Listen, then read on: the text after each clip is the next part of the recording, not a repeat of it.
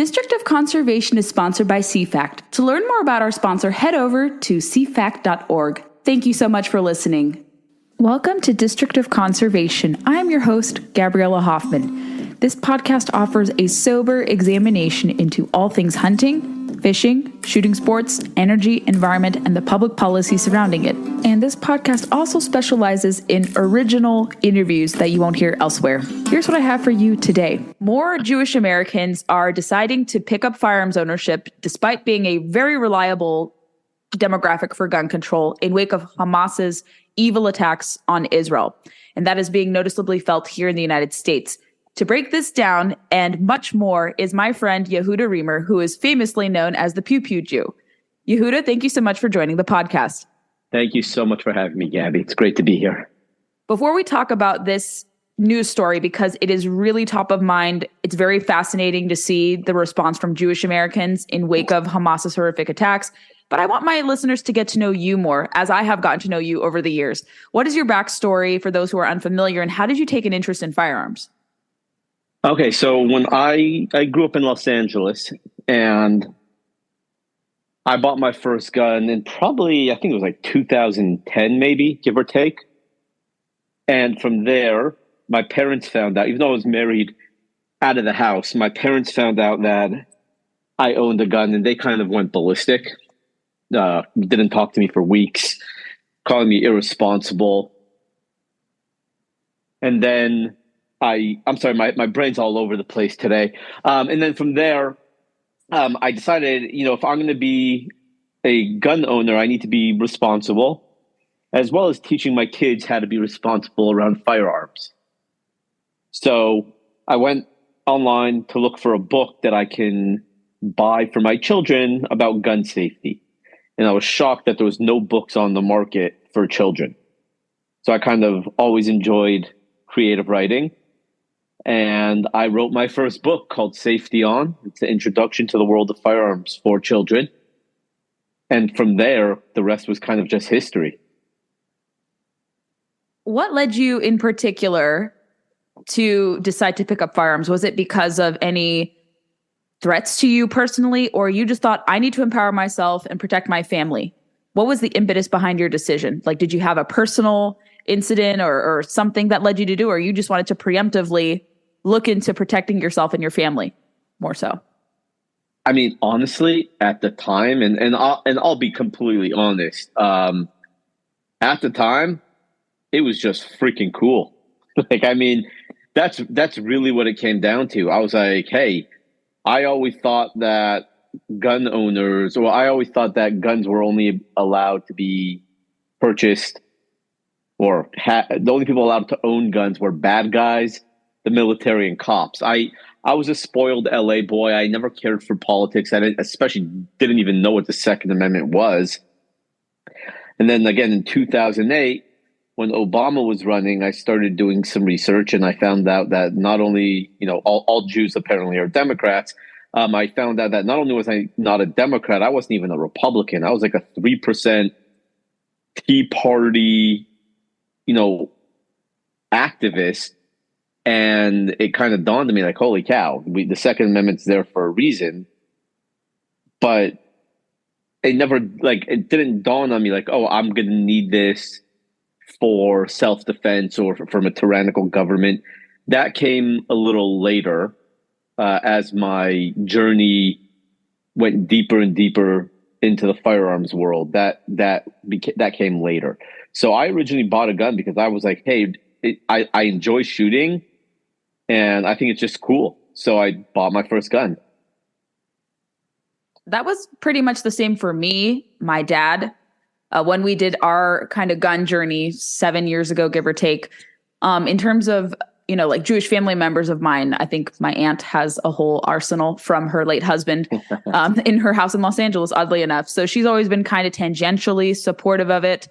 I think some of my relatives elsewhere too, but even like my more, religiously inclined Jewish friends, I've seen more and more of them. They tend to be more conservative. They've always liked guns. But I think we're starting to see that even more Democrat-aligned Jewish Americans are starting to pick up firearms, or even people who are apathetic politically. Because if you scan through like any headline, and we'll talk more about, what's happening in Israel, but I think the American Jewish Committee showed in like a 2005 study that American Jews have the lowest interest and rate of gun ownership among all religious groups. And they say only 13% of Jewish Americans own guns. And this is from 2005. Of course, I don't know if the numbers have changed, but definitely one of the lowest ownership levels of any demographic, any religious group. Why do you think that that's always been the case, even though the history, people's relatives surviving the Holocaust, tolerating escaping pogroms, surviving Stalin's reign of terror?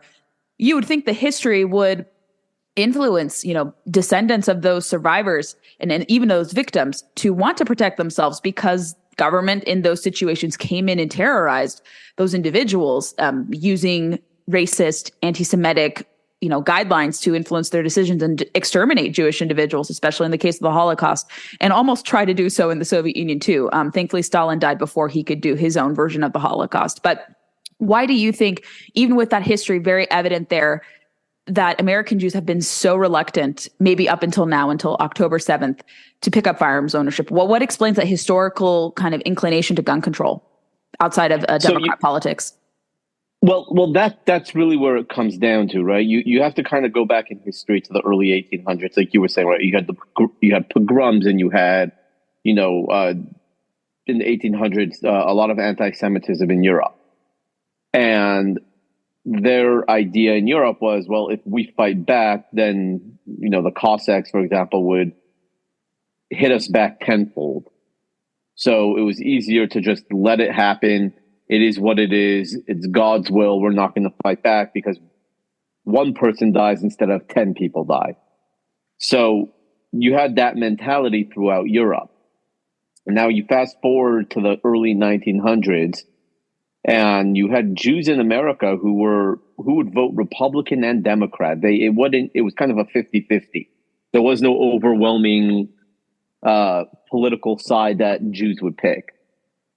Fast forward a little later, you have the Holocaust, and right before the Holocaust, you had FDR pass the New Deal. The Holocaust happened. An influx of Jewish refugees come over to America with absolutely nothing because of the Holocaust. They now have all these social welfare programs that are giving them a fresh start. And it's like any other people in history, you now become dependent and allegiant to the group that saved you, which was the Democrats. So over the years, a lot of Jews just became left-leaning and democratic. And as the Democratic Party changed, it's like, oh, well, my parents were Democrats, so obviously I have to be a Democrat. So that's really, obviously there's a lot more to it than, a quick minute and a half clip, but that's really why Jews tend to be more left-leaning. And then all of that factors in also to with guns is that, after the war, you had a lot of Jews who were like, we've seen so much death, we don't want to see another gun in our life. So they become vehemently against guns because they saw the evil that guns can do.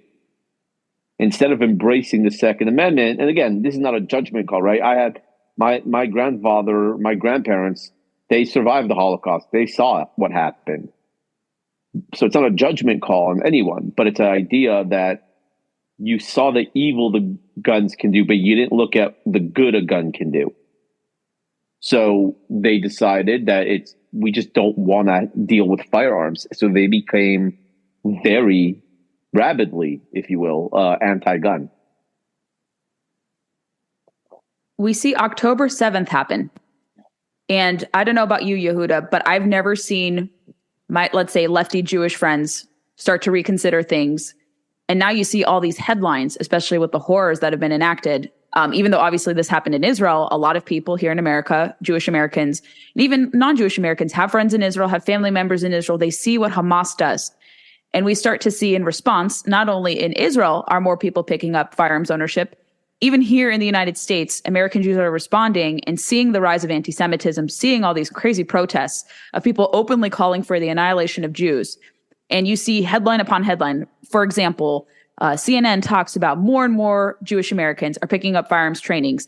In California, I think one shop there has seen a 450% increase in interest in purchasing firearms. Florida, you see so many more Jewish Americans sign up to do gun trainings. California, Georgia, all over the place. So it's obvious that in response to this traditionally, let's say, pro-gun control contingent is maybe starting to reassess perhaps their preconceived notions on guns, or maybe apathetic individuals belonging to this demographic had said, we saw what our grandparents went through. They don't want us. They saw only the bad side of firearms. They never saw the good. But you see a lot of people in kind responding, and you've taken a lot of new people into gun ranges, training fellow Jews of yours to pick up firearms safely. I don't know how many people you've trained since October 7th, but do you see a little bit of a change in that kind of attitude towards guns, moving away from, our grandparents, parents experienced the bad. We want to experience the good and prevent this from happening again. Heaven forbid something like this happens. And how many people have you trained? Oh God. Since October 7th, probably about 25, maybe 30 in the last month. Yeah, probably around that much.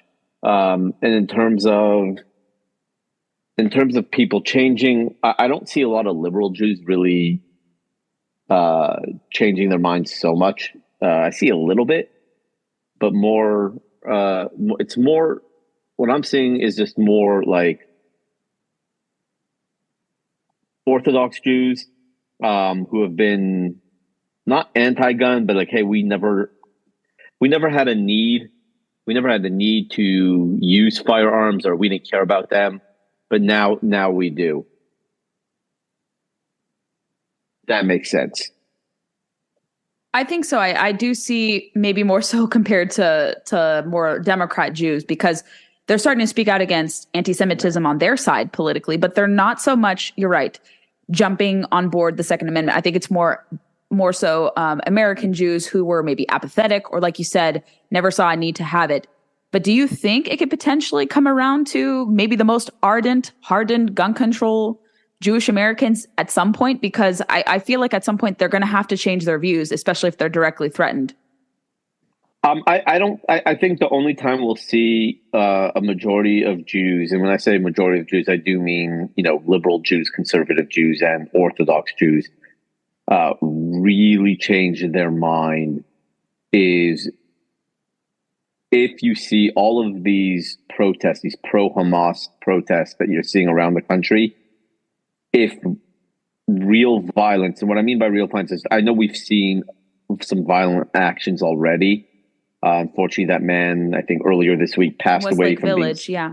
Right. What I'm saying on the grand scale, if you see physical violence happening on a grand scale, then I think you're going to see a really big pendulum swing towards the Second Amendment.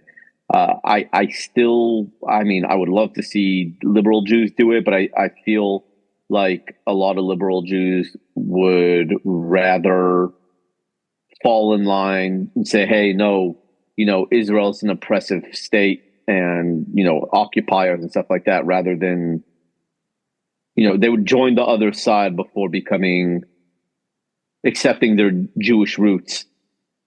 And again, that's not a blanket statement, but, you do see a ton of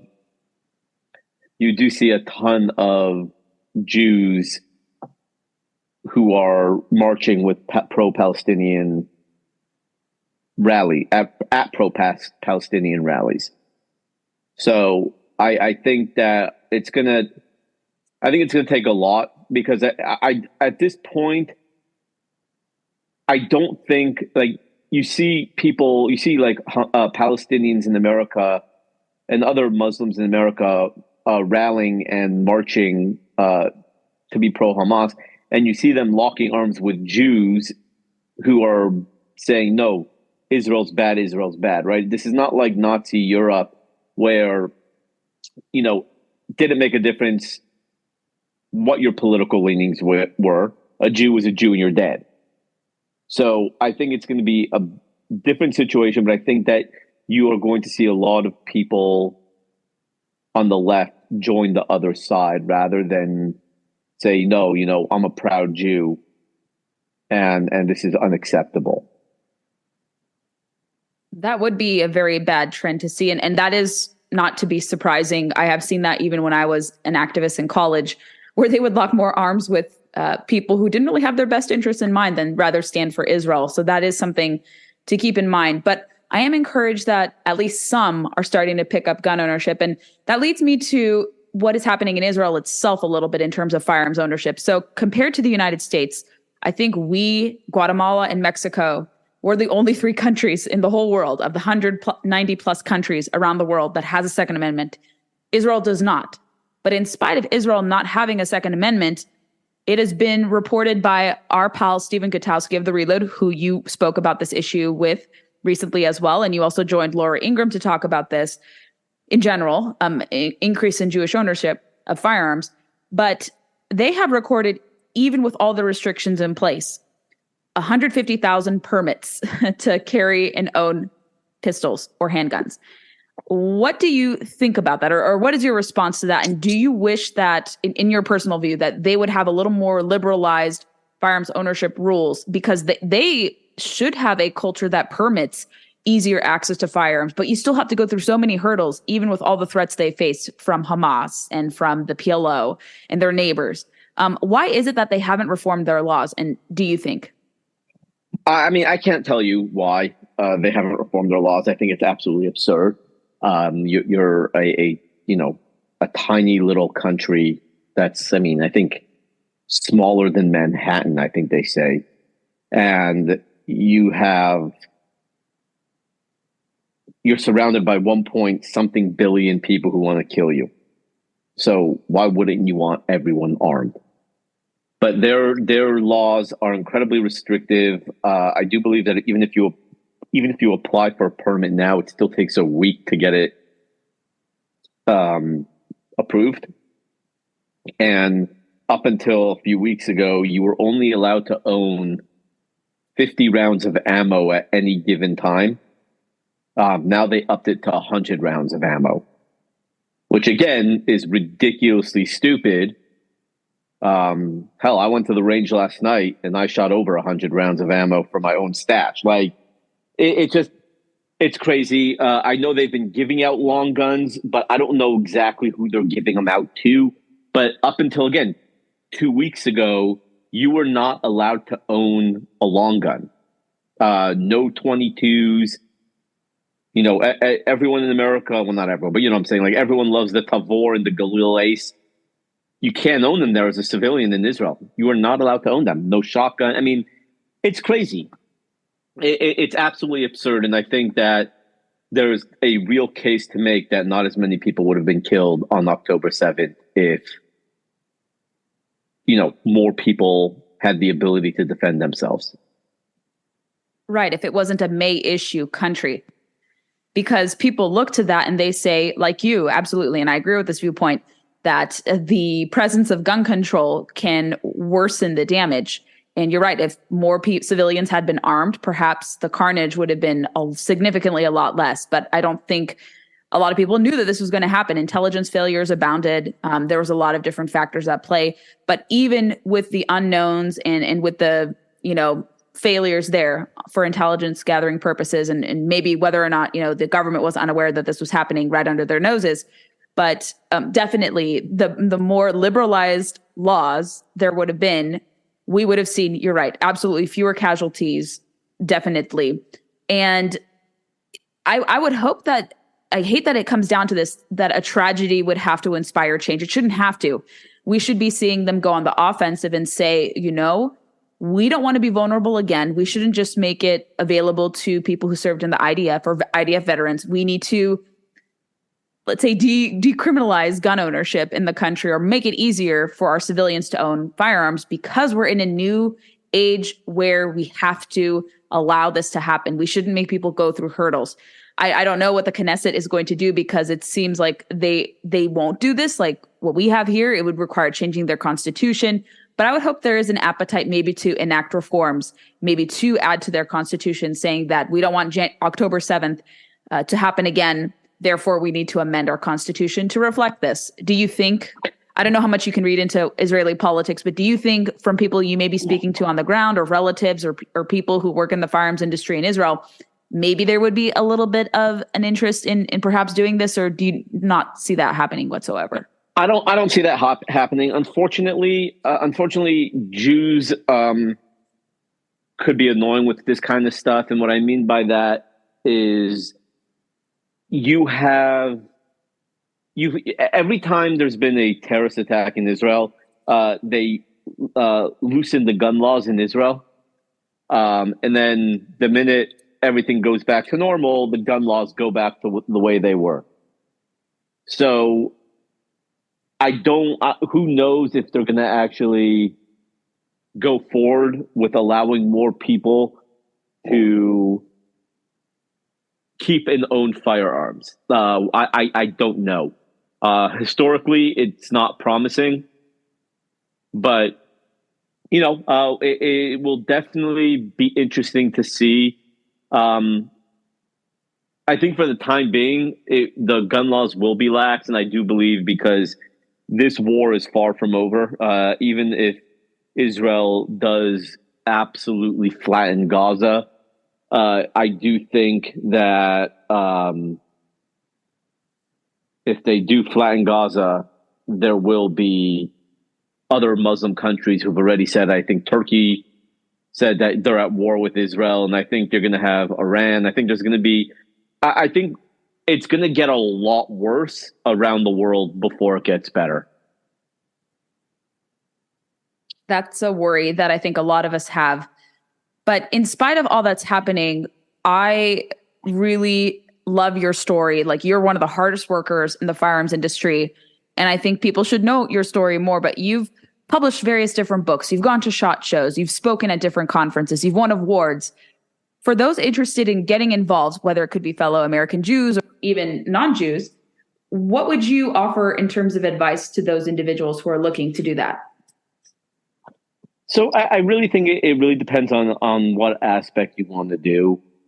You can, if you want to donate money to, firearms companies, not companies, sorry, more organizations, kind of like Second Amendment Foundation or Gun Owners of America, those are great companies, I keep saying that. Those are great organizations that are really doing very good work in defending the Second Amendment. That's one way to get involved. But the best way to get involved, and I'm going to just quote my ride or die, one of my besties, Jara Hutchins. Jara's awesome. Jara's awesome, and I absolutely love her. She always says, I've done a few panels with her, and she does something that is so brutally fantastic.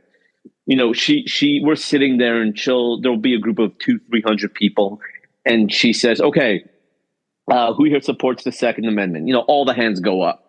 Then, who here owns a gun? Most hands stay up. Who here carries a gun? Most hands start going down. She goes, who here has a gun on them and is ready? And there's like 3 hands up. And she goes, this is why we're losing the battle. We're losing the battle because we have the right to self-defense, a God-given right of self-defense, and no one here is exercising that right. So why do you think they keep coming after it? Because if we do not exercise our rights, they become vulnerable. And that's how we lose them.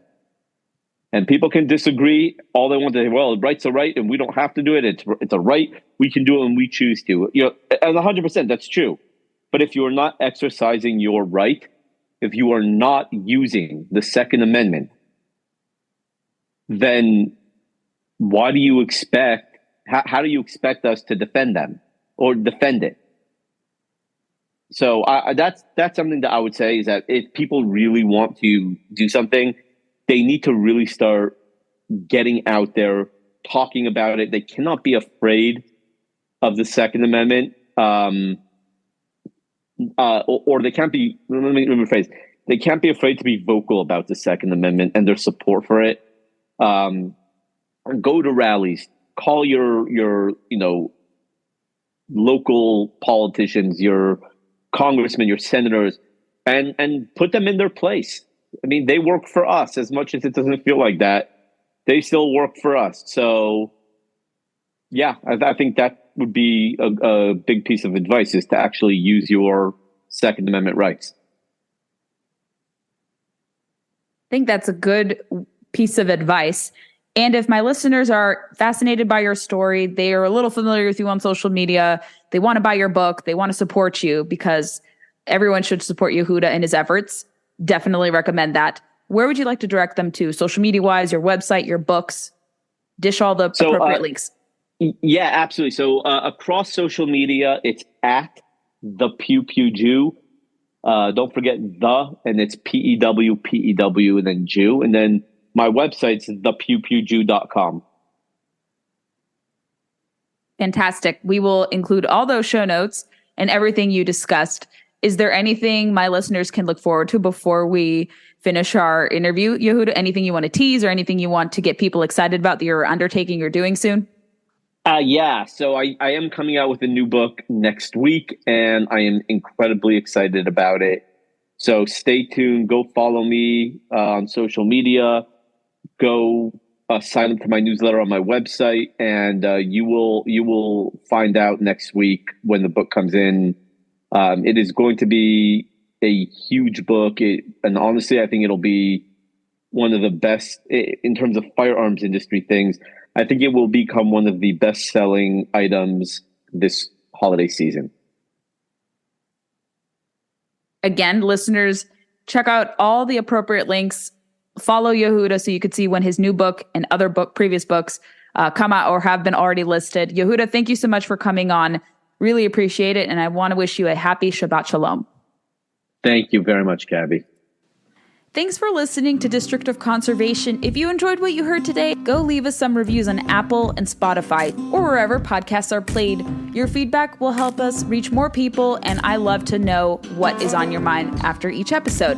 Be sure to follow us on Facebook, Instagram, and Twitter to never miss a beat or a guest announcement, because that is our way of updating all of you listeners, and we have just hit 1,000 followers on Instagram for the podcast account. Thank you very much. And if you have any guest suggestions or topics you want to hear on the show, I am all ears. I would love to hear your feedback there. Thanks for listening, and stay tuned for the next episode.